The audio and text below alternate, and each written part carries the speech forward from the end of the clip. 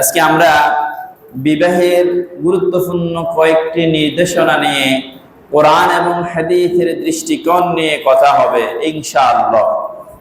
আল্লাহ সুবহানাহু ওয়া তাআলা কোরআন আল কারীমের ২৪ নম্বর সূরা সূরা আন-নূর এই সূরার ৩২ নম্বর আয়াতের মধ্যে বিবাহ নিয়ে কথা বলেছেন। এই বিবাহ হচ্ছে আল্লাহ রাব্বুল আলামিন মানব জাতিকে মানুষকে যে জৈবিক চাহিদা দিয়েছেন, যৌন চাহিদা দিয়েছেন, সেটাও আল্লাহ প্রদত্ত। প্রত্যেক প্রাণীর মধ্যে আল্লাহ রাব্বুল আলামিন যৌন চাহিদা দিয়েছেন, এটা আল্লাহ প্রদত্ত একটা নিয়ামত। এর মাধ্যমে মানুষের বংশের যে ধারা সেটা অব্যাহত থাকে। তবে এই জৈবিক চাহিদা পূরণের জন্য ইসলাম সুন্দর ব্যবস্থাপনা রেখেছেন, সেটা হচ্ছে শরিয়া সম্মতভাবে বিবাহ। আপনাকে আল্লাহ পাক চাহিদা দিয়েছেন, আবার এমন নয় আপনাকে চাহিদা দিয়েছেন কিন্তু চাহিদা পূরণের মতো কোনো ব্যবস্থা করেননি। না, আপনার জৈবিক চাহিদা, যৌন চাহিদা পূরণের জন্য ইসলাম সুন্দর বিবাহের ব্যবস্থা করেছেন। সুবহানাল্লাহ। আজকে আমরা ইসলামী দৃষ্টিকোণ থেকে এই বিবাহের গুরুত্ব এবং কাকে বিবাহ করা উত্তম অথবা যাদের সামর্থ্য নেই তাদের করণীয় কি, আমরা এই বিষয়ে কথা বলবো ইনশাআল্লাহ। আল্লাহ রাব্বুল আলামিন কোরআন আল কারীমের ২৪ নম্বর সূরা সূরাতুন নূরের ৩২ নম্বর আয়াতের মধ্যে বলেছেন, وَأَنكِحُوا الْأَيَامَ مِنكُمْ وَالصَّالِحِينَ مِنْ عِبَادِكُمْ وَإِمَائِكُمْ إِنْ يَكُونُوا فُقَرَاءَ يُغْنِهِمُ اللَّهُ مِنْ فَضْلِهِ وَاللَّهُ وَاسِعٌ عَلِيمٌ। আল্লাহ পাক বলেন, ওয়ানকিহুল আয়ামা মিনকুম, তোমাদের মধ্যে যাদের বিবাহের বয়স হয়েছে, তোমরা যারা গার্ডিয়ান, তোমরা যারা অভিভাবক, তোমরা যারা সংসারের মধ্যে কর্তৃত্বকারী, তোমাদের উপর দায়িত্ব হচ্ছে, কর্তব্য হচ্ছে তোমার পরিবারের মধ্যে যারা বিবাহের উপযুক্ত হয়েছে তাদেরকে বিবাহের ব্যবস্থা করে দেয়া।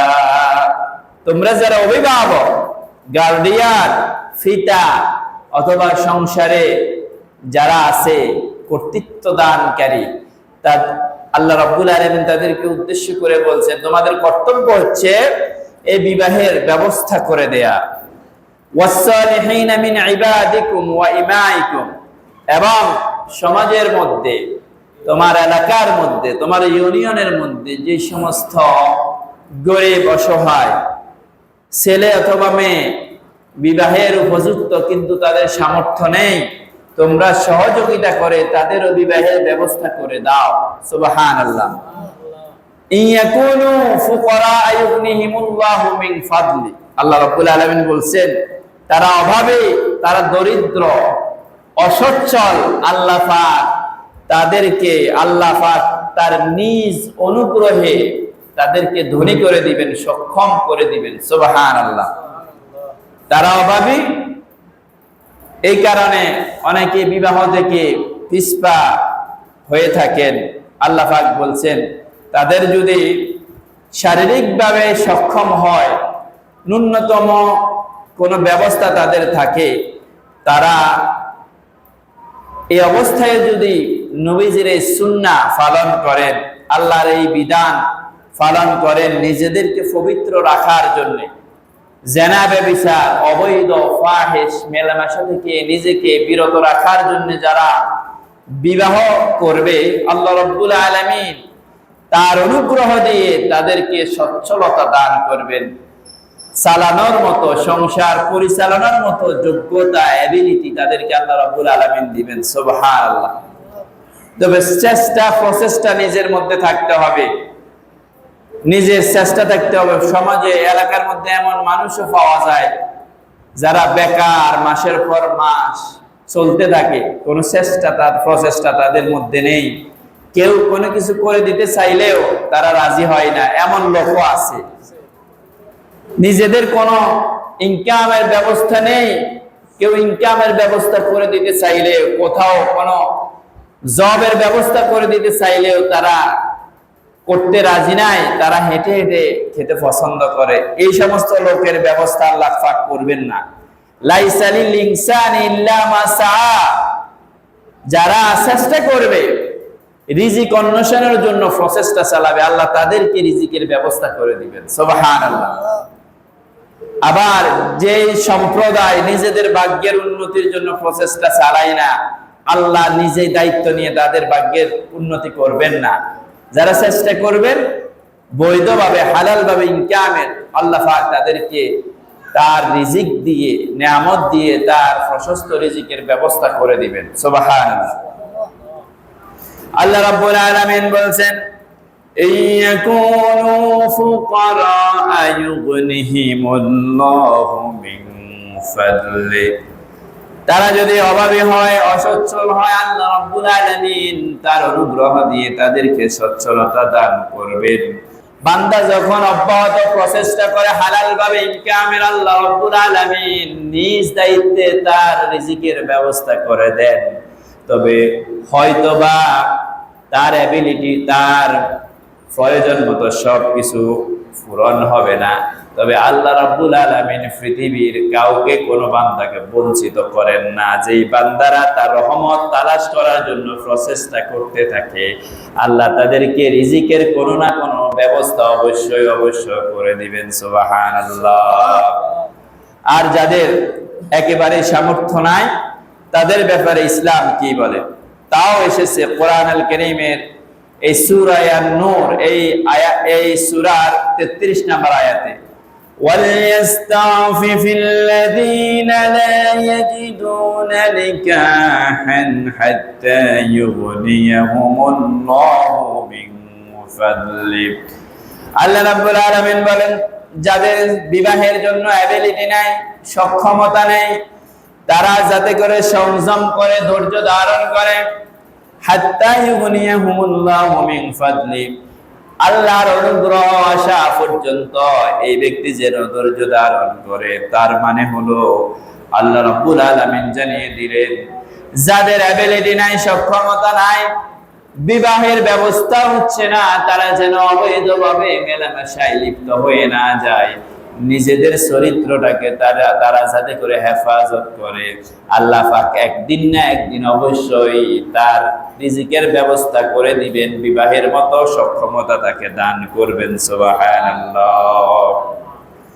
হাদিসের মধ্যে এসেছে, বর্তমান সমাজের মধ্যে দেখা যায় অনেকের বিবাহের বয়স হয়েছে, অ্যাবিলিটি আছে, সক্ষমতা আছে, এরপরে বিবাহ করে না। অবৈধভাবে মেলামেশা করার জন্য তারা প্রস্তুত থাকে, অন্যায় করার জন্য তারা প্রস্তুত থাকে, অথচ বৈধ পন্থা বিবাহের মাধ্যমে নিজেদের জৈবিক চাহিদা পূরণ করবে। ইসলাম প্রদর্শিত যে জীবন ব্যবস্থা, ইসলাম প্রদর্শিত বিবাহ ব্যবস্থার অনুসরণ না করে অবৈধভাবে মেলামেশা করার জন্য যারা চেষ্টা করে, জানা ব্যভিচারে যারা লিপ্ত হয়ে যাবে, তাদের উপরে আল্লাহর লানত, আল্লাহর গজব এবং রিজিকের মধ্যে সংকীর্ণতা চলে আসবে। নাউযুবিল্লাহ। নবীজি বলেছেন, আন ইবনে মাসউদ রাদিয়াল্লাহু আনহু قال رسول الله صلى الله عليه وسلم يا معشر الشباب من استطاع منكم الباءة فليتزوج فإنه أغض للبصر وأحسن للفرج। নবীজি বললেন, ও যুবক সম্প্রদায়, তোমাদের যাদের সামর্থ্য আছে বিবাহের জন্য, অ্যাবিলিটি যাদের রয়েছে, সক্ষমতা আছে, শারীরিকভাবে আর্থিকভাবে সচ্ছলতা যাদের আছে, তারা যেন বিবাহ করে নেয়। ফাইন্নাহু আগাদ্দু লিল বাসর, কেননা এটা মানুষের চক্ষুকে নিম্নগামী করার জন্য অনেক উপকারী। চক্ষুকে নিম্নগামী করে। যারা মুমিন বান্দা, তাদের আল্লাহ রাব্বুল আলামিন যে একটা যৌন চাহিদা দিয়েছেন, এই যৌন চাহিদা পূরণের জন্য ইসলাম সুন্দর ব্যবস্থা রেখেছেন। তারা বিবাহ বন্ধনে আবদ্ধ হবে, বৈধভাবে বিবাহ করবে। এর মাধ্যমে আল্লাহ রাব্বুল আলামিন তাদের চক্ষুগুলিকে শীতল করবেন, চোখগুলিকে নিম্নগামী করবেন, ফর নারী থেকে নিজেকে কন্ট্রোল করা এটা তার জন্য সহজ হবে। সুবহানাল্লাহ। ওয়া আহসানু লিল ফারাজি, আর লজ্জাস্থানকে হেফাজতের জন্য এটাই উত্তম ব্যবস্থা। ওয়া মান লাম ইস্তাতি' ফাআলাইহি বিস-সাওমি, নবীজি বললেন যাদের অ্যাবিলিটি নাই, সক্ষমতা নাই, ফাআলাইহি বিস-সাওম, তারা যেন রোজা পালন করে, সিয়াম সাধনা করে। ফাইন্নাহু লাহু উজাউন, এর মাধ্যমে আল্লাহ রাব্বুল আলামিন তার যে যৌন চাহিদা এটা নিবারণের জন্য একটা ঈমানী শক্তি দান করবেন। সুবহানাল্লাহ। যৌন চাহিদা প্রত্যেকেরই আছে, এটা আল্লাহ প্রদত্ত নেয়ামত। আল্লাহ প্রদত্ত নেয়ামত, এর মাধ্যমে আমরা পৃথিবীতে এসেছি। আমাদের বাবা এবং মা যদি বিবাহ বন্ধনে আবদ্ধ না হতো, আমরা কি আসতে পারতাম? এই যে আমাদের পূর্বে যারা এসেছেন এবং আদম আলাইহিস সালাম থেকে এ পর্যন্ত মানবের যে সিলসিলা, বংশের যে বিস্তার, এই বিবাহের মাধ্যমেই তো, নাকি? এছাড়া বিকল্প কোনো ব্যবস্থা কি ইসলামে আছে? তো এটা হচ্ছে নবীজির উত্তম একটা সুন্নাহ এবং মানব বৃদ্ধির জন্য উত্তম একটা কৌশল। তবে শয়তান আরেকটা আবিষ্কার করেছে যৌন চাহিদা পূরণের জন্য, সেটা হচ্ছে বিবাহ পূর্ব অবৈধ মেলামেশা, জেনা, ব্যভিচার, ঠিক কিনা? আর ইসলামের আবিষ্কার, কোরআন এবং সুন্নাহ সমর্থিত ব্যবস্থা হচ্ছে বিবাহ বন্ধনে আবদ্ধ হওয়া। আর শয়তান আরেকটা ব্যবস্থা আবিষ্কার করেছে, সেটা হচ্ছে বিবাহ পূর্ব অবৈধভাবে মেলামেশা করা। আবার এমনও আছে যারা অবৈধভাবে মেলামেশা করে, তারাও কিন্তু এক পর্যায়ে একজন সৎ চরিত্র নারী কামনা করে, তালাশ করে, খুঁজে, ঠিক কিনা? নিজে যদি দেখেন যে আমি তো অবৈধভাবে মেলামেশা করেছি, আমার জন্য যা আসবে তাও তো এমন হতে পারে, ঠিক কিনা? যে সমস্ত যুবকেরা আল্লাহর কাছে চান যে আমার স্ত্রীটা দিনদার, ইমানদার, সচ্চরিত্র, বিবাহ পূর্ব কেউ যাতে তাকে স্পর্শ না করে, তাহলে ও যুবক, তুমি যেন তোমার চরিত্রটা এইরকম রাখো, তুমি যাতে অবৈধভাবে মেলামেশায় জড়িত না হও। আল খাবিসাতু লিল খাবিসিনা ওয়াল খাবিসুনা লিল খাবিসাত ওয়াত তাইয়্যিবাতু লিত তাইয়্যিবিনা ওয়াত তাইয়্যিবুনা লিত তাইয়্যিবাত। একই সূরার মধ্যে আল্লাহ রাব্বুল আলামিন বলেছেন, যারা খবিস, অবৈধভাবে যারা মেলামেশা করে, তাদের জন্য মিলবে অবৈধভাবে মেলামেশাকারী ওই রকম। আর যারা পবিত্র, আল্লাহ পাক তাদের জন্য পবিত্রের ব্যবস্থা করে দিবেন। সুবহানাল্লাহ। আল্লাহ নবী বললেন, যাদের অ্যাবিলিটি হয় না, বিবাহ বন্ধনে আবদ্ধ হতে পারছে না, তাদের উচিত বেশি বেশি সিয়াম সাধনা করা, রোজা পালন করা, এর মাধ্যমে নিজেকে কন্ট্রোল করতে পারবে। আর আল্লাহ রাব্বুল আলামিন তাদেরকে এক পর্যায়ে না এক পর্যায়ে সক্ষমতা দান করবেন। এই ব্যক্তি, এই যুবকের জন্য আল্লাহ রাব্বুল আলামিন সুন্দর ব্যবস্থা করবেন। সুবহানাল্লাহ।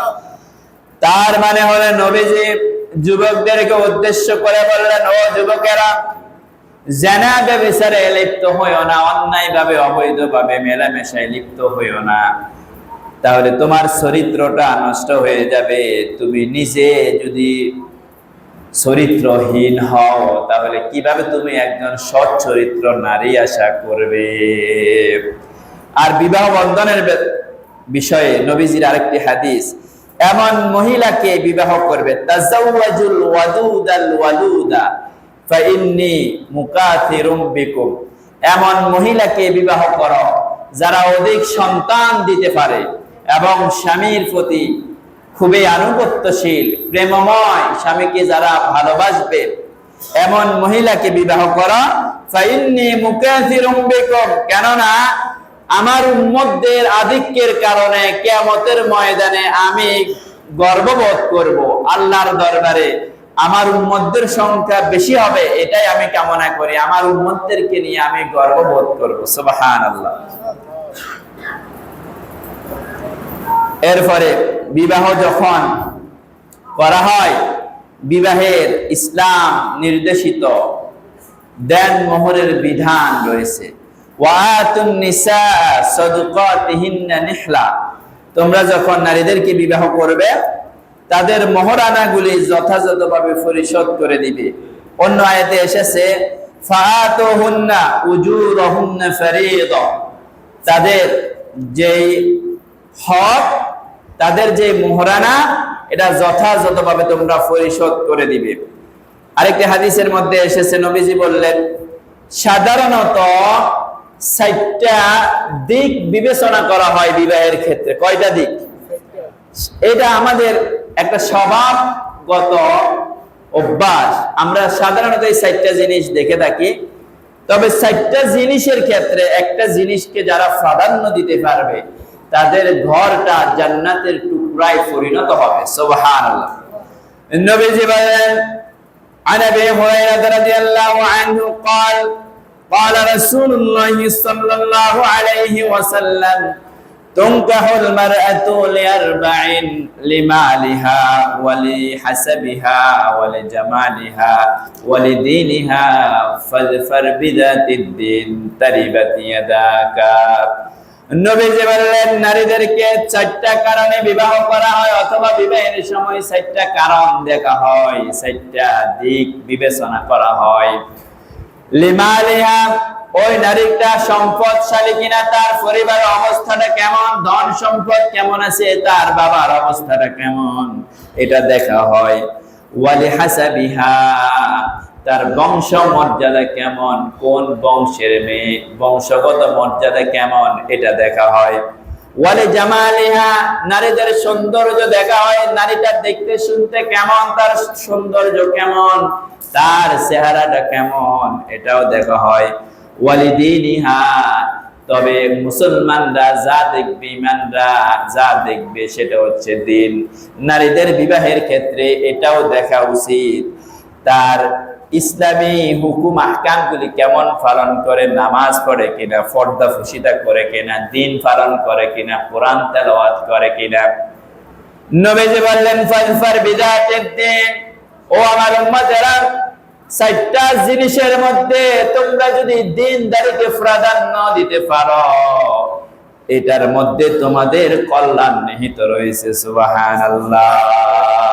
ফাজফার বিযাতিদ দ্বীন, দ্বীনদারিকে যদি তোমরা প্রাধান্য দিতে পারো, তারিবাত ইয়াদাকা, তুমি কল্যাণের অধিকারী হবে। সুবহানাল্লাহ। সৌন্দর্য দেখে বিবাহ করলেন, অন্যান্য দিককে উপেক্ষা করলেন, দেখলেন না, হতে পারে ওই নারীটা আপনার ভালো চরিত্রের অধিকারী নয়, সৌন্দর্য ঠিক আছে কিন্তু চরিত্র ভালো নাই, তাহলে আপনার ঘরটা জাহান্নামে পরিণত হবে। ঠিক কিনা ভাই? আবার ধন সম্পদকে আপনি প্রাধান্য দিলেন কিন্তু দ্বীনদারি দেখলেন না, ধন সম্পদ আপনি ফেলেন কিন্তু প্রতিটি কথায় কথায় আপনি খোঁটা পেতে পারেন, আপনি তার কাছে ছোট হয়ে থাকতে হতে পারে, এরপরে তার কাছে আপনি গুরুত্ব নাও পেতে পারেন। সেজন্য নবীজি বললেন এই 3টা জিনিস থাকাটা, চাওয়াটা, এটা দোষের নয়, এটা স্বাভাবিক বিষয়। শ্বশুরদের ধন সম্পদ আছে কিনা এটা দেখা, এটা নাজায়েজ কিছু নয়। আবার তার বংশমর্যাদা কেমন এটা দেখা, এটাও নাজায়েজ নয়। সৌন্দর্য দেখা, সেটাও নাজায়েজ নয়।